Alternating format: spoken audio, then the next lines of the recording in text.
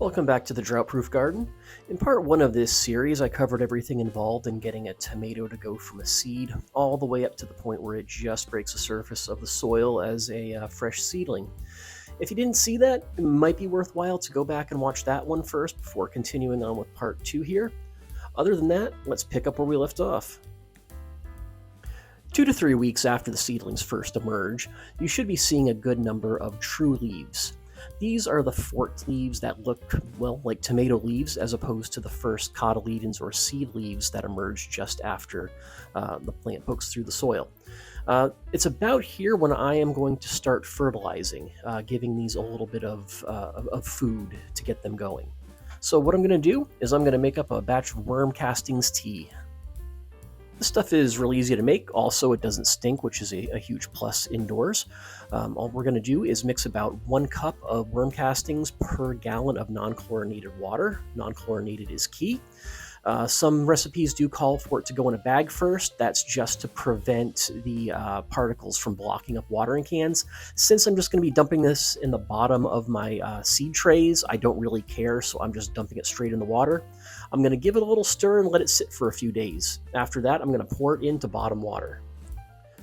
Once the plants are in the 5 to 6 inch tall range, which should be at about 4 to 5 weeks after they break the surface, that's when I'm going to go through and I'm going to remove carefully the weaker of the 2 plants in each cup.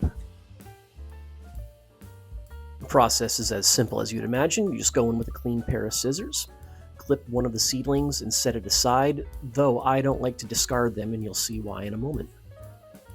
Next, I'm just going to add a little extra plant food in the form of a few tablespoons of worm castings, and also a tablespoon or 2 of a dry, slow-release organic fertilizer. The brand really doesn't matter. There's a number of options, and they're largely all the same.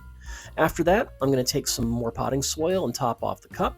The idea is that adding a little more soil up the stem will cause roots to grow out of the stem, making for a stronger, healthier root ball.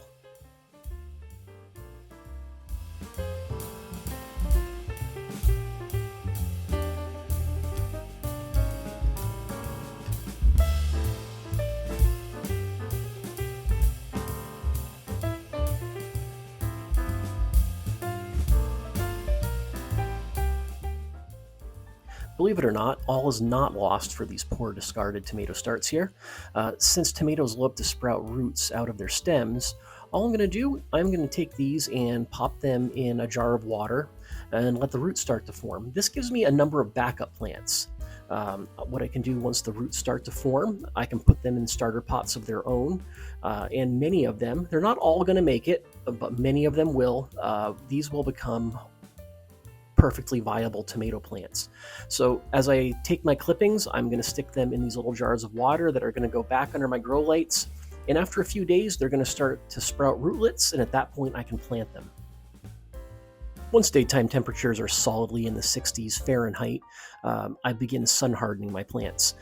This is done by either bringing them out for an hour the first day into full sun and then putting them back under grow lights, increasing that maybe in a half hour a day, or you can bring them out on a few cloudy days in a row without having to bring them in after a short period. To be honest, the first day I put these guys out in the sun, I got busy at work with a really crazy day and completely forgot about them, and I lucked out and they turned out to be fine. I'm kind of wondering if it has to do with how big the plants were before I started to bring them out in the sun. No guarantees that a big plant start will be immune to the damaging effects of too much sun at once, but I dodged the bullet here, and these weathered it just fine. Unfortunately, I did run into some problems under the grow lights. This tray of previously beautiful Cherokee purples, it fell victim to, I'm pretty sure, plant edema. This occurs, and it's commonly happens under grow lights when plants are overcrowded. The plant can't aspire moisture as fast as it takes it in, and cell walls rupture and major damage occurs. Judging by the symptoms, I'm pretty sure that's what occurred here. It wasn't fungal because nothing else caught it. Edema can be pretty selective as to which varieties it affects, and it seems like Cherokee purples are just very prone to it. So I made the call just to scrap these. At this point, I still had more than a month to start a new batch of Cherokee Purple. Instead of trying to nurse these ones back to health, I called it and recycled the potting soil and discarded the plants themselves. It's unfortunate that this happens, and never happy to see plants die. But that's why I grow so many, and I have backup plants. I learned that lesson hard early in my experience as a gardener. Always grow more than you think you're going to need. You can always give away extras. So here's one of our tomato cuttings, one of our quote-unquote discarded starts. After about 5 days, you can see the adventitious roots forming out of the stem. So now this one is good to plant. So all we're going to do is carefully place the stem down in a partially filled cup of starter soil and then start backfilling in around it. I want to fill this right up to the first set of leaves just to encourage more roots to sprout out of the stem. Again, you always want a nice, strong, healthy root ball if you can help it. Smaller starter cups are fine for this part. The roots aren't going to have enough time to fill one of the giant cups as it is. This step occurred 2, maybe 3 weeks before I wound up transplanting them into the garden. So a regular old 16-ounce drink cup or similar size starter pot is just fine. And here's a tray full of planted cuttings, for lack of a better term. I don't expect all of these to survive. It is a pretty traumatic process for the plant to be separated from its original set of roots and then forced to sprout a new set of roots out of the stem. So some loss is inevitable, but these are kind of extras anyway. But this year I am keeping these separate and making note of where I planted the cuttings versus the untouched tomatoes. I want to see if there's any loss of production or lower production that occurs with the tomatoes that I grew from rooted cuttings. After rooting the bulk of my cuttings, I began to wonder if maybe the step of putting all of them in jars of water under the grow lights was unnecessary. It's just how I've always done it, and I'd never really questioned it until this moment here when I decided to see if I could get one of the cuttings to root just by sticking it in a pot of damp soil. And yeah, it worked just fine.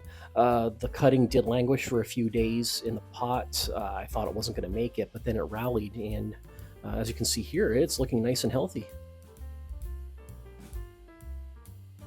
While I wait for the weather to warm up enough to safely plant out the tomatoes, I'm going to do a little bed prep.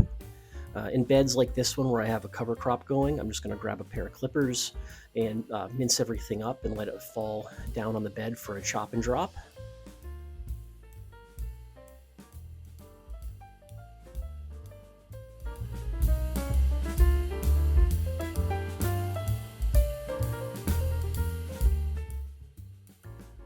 Once everything's cut down, I'm going to cover temporarily with a layer of cardboard. This is to block out light and kill off anything that might be still alive. The layer of chopped vegetation will start to break down, and then it'll act as a layer of mulch and a layer of compost. I'll definitely have to add some supplementary mulch to it. There's no such thing as too much mulch here in the Sacramento Valley, but it should get me going and should actually start feeding the soil as that layer starts to rot down and the worms start to do their magic.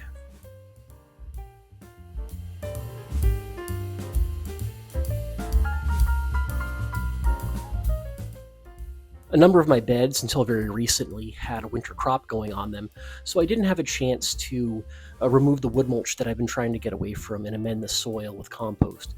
So I'm going to simply add a layer of my homegrown compost here, made largely from chicken manure, chicken mulch, and various kitchen scraps and other green material.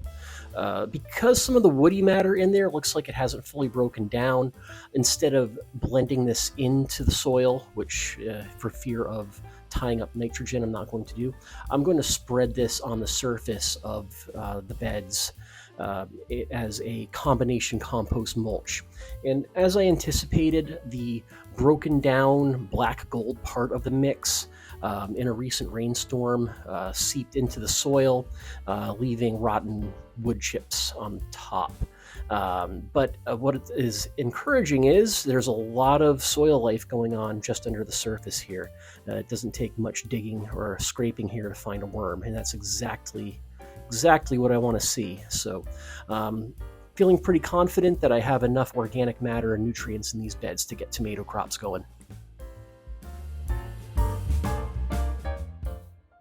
And it's never too early to start mulching.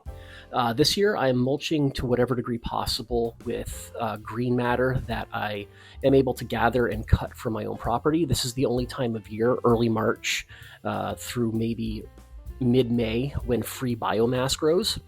So I'm taking advantage of that to collect some free mulch.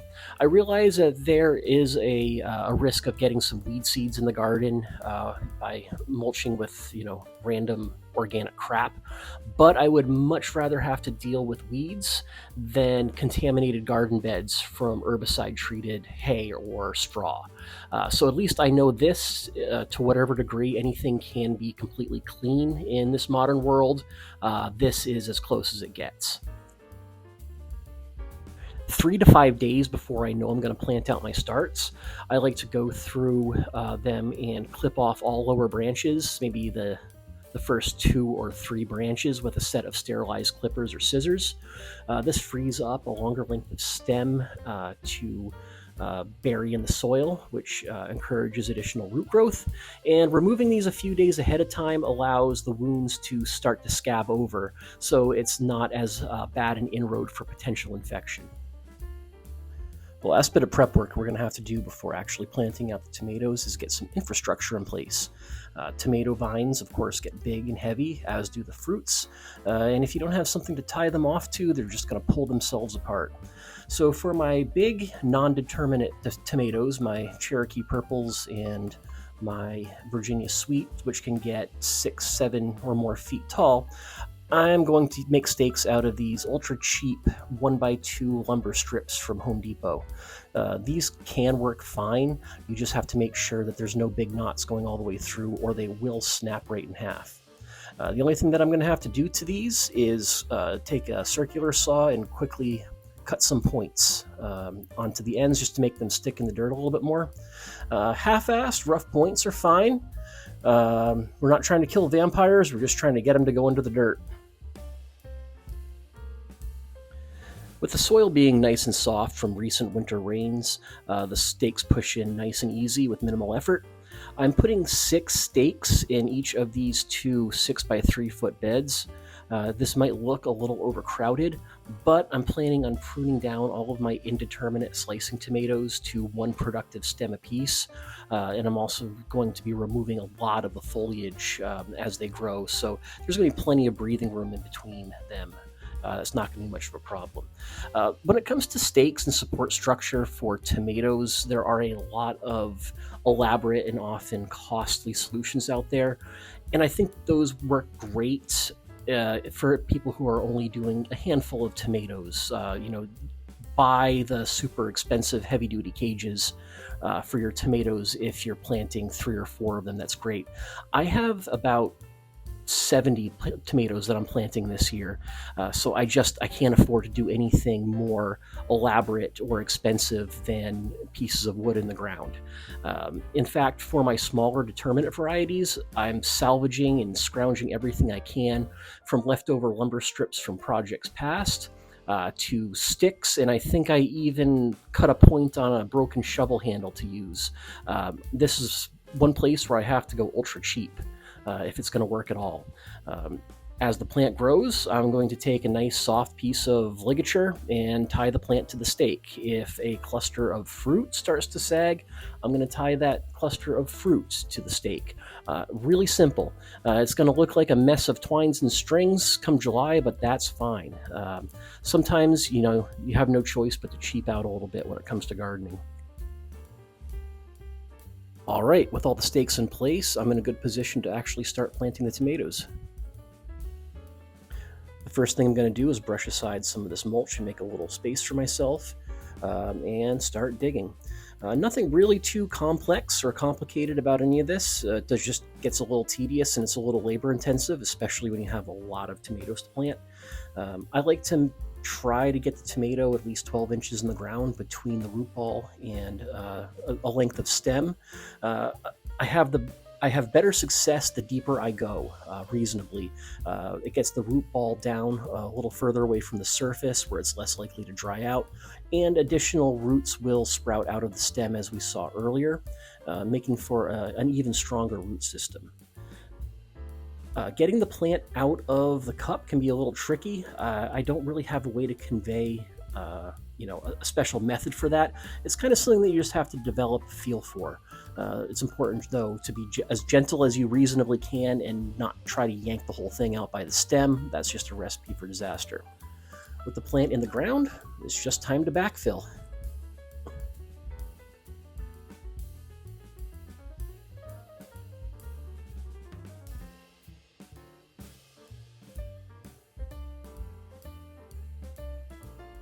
And perfect.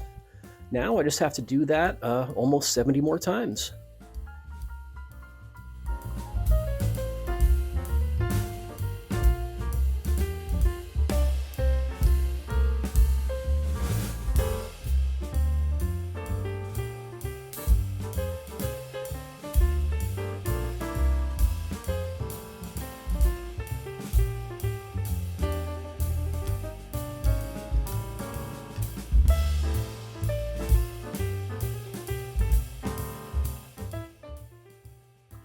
Once all the plants are in the ground, it's a good time to place the emitters for your drip irrigation system if you're in a place where using one is a benefit.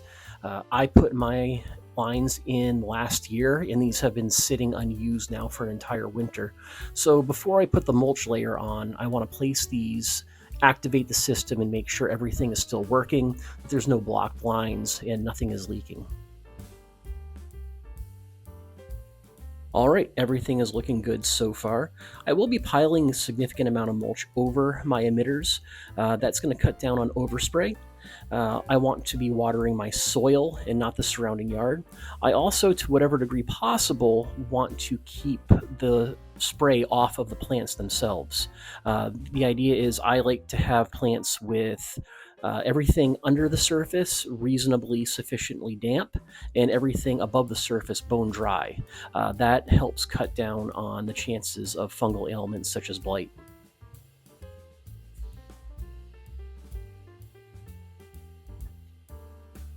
Prior to mulching, I'm going to go around looking for any instance where I have leaves touching the soil, and I'm going to take a sterilized pair of scissors or clippers and remove said leaves. This is to reduce the chances of soil-borne ailments, fungal or bacterial, from infecting the plant. Leaves in contact with soil is a very common disease vector for tomatoes. Next up, it's time to mulch. As mentioned earlier, this year I'm trying, to whatever degree possible, to mulch with lawn clippings and other green material I harvest around my property. Unfortunately, I didn't have enough to cover all of my beds, so I had to go out and purchase some extra mulch. What I bought were these two alfalfa hay bales from a local Tractor Supply. And the reason I specifically chose alfalfa hay is because I know that the broadleaf herbicides that I'm so concerned about will also kill alfalfa. So it stands to reason that if this alfalfa has been sprayed with anything, it's not going to kill off my tomatoes, peppers, etc., etc. The beds are now fully mulched, but unfortunately I'm not done.